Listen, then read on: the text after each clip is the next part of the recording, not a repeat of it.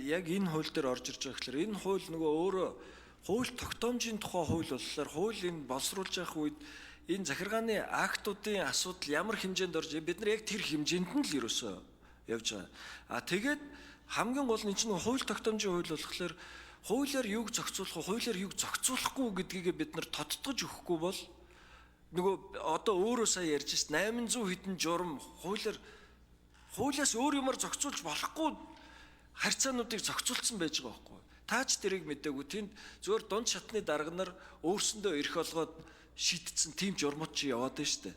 Тэгэхээр өөрөө ирэхгүй энэ хуулийг ярьж хахад тэр хэмжээндээ орж ирсэн тэр хэмжээнд нь л бид нар оруулж өгч байгаа. Энэ тэгээд одоо байгаа хуулиудтайгаа нийцж байгаа тэр хуулиуд дээрээ суурилж оруулж ирж байгаа байхгүй юу. За 800 тэр 50 хуулийн хор уршгийн талаар гэвэл за манайхан энэ дээр хариулна үз. Би зүгээр танд хамгийн ингэлж энэ авилгатай тэмцэх юу чинь олон улсын рейтинг чи Transparency International аргашаа явцсан байгаа үз. Шууд нөлөөний. Ягаад гэвэл ямар ч хуулиар заагдаагүй эрхийг дарга нар доороо авцсан. Тэгээд тэнд чинь жинхэнэ авилга хүнд суртлыг өөрөөр хэлбэл хүнд суртлыг үүсгэн хүнд суртал нь өөрөө авилга өгөх зайлшгүй шаардлагыг бий болгож байгаа байхгүй. Тийм учраас би зүгээр шууд одоо хариулахад бол жишээлбэл энэ индекс бол яг энэний үр дагавар.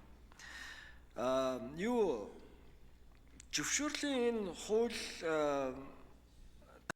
ярьж байгаа яг таны энэ та зөвшөөрлийн хуулийг гаргахдаа аль болох энэ хүнд суртлыг цөөлөх гээд байна шүү дээ. Тэгэхээр хүнд суртлыг цөөлөхэд ганцхан зөвшөөрлийн хуулиар шийдэхгүй байгаа байхгүй. Энэ нийгэм чинь өчнөө олон өөр харьцаа энэ захиргааны хуулиуд өшөө бид нар хүнд суртлыг шийдэхийн тулд төсвийн хууль, төрийн өмчт аж ахуйн нэгжүүдийн тухай хууль гээд зөндөө юм хийж энэ шийдэгдэнэ.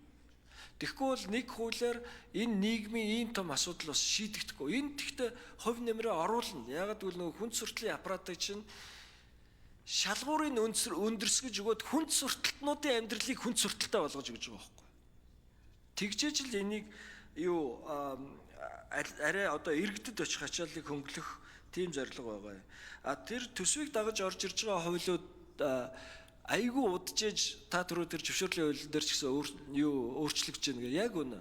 Ийм хэцүү байхгүй. Одоо энийг хийгээч бид нар зүгээр орхичвол өөрчлөгдөхгүй шүү дээ. Яг гэвэл дунд шатны албан тушаалтнуудад ашиггүй байхгүй. Тийм учраас 2025 оны энэ хуулийг дагаад нэг орж ирж байгаа юу чинь засгийн газар 2025 оны намрын чуулганд багтаад илүү тайлан тавих хэрэгтэй бас энийгээр энэ зөвшөөр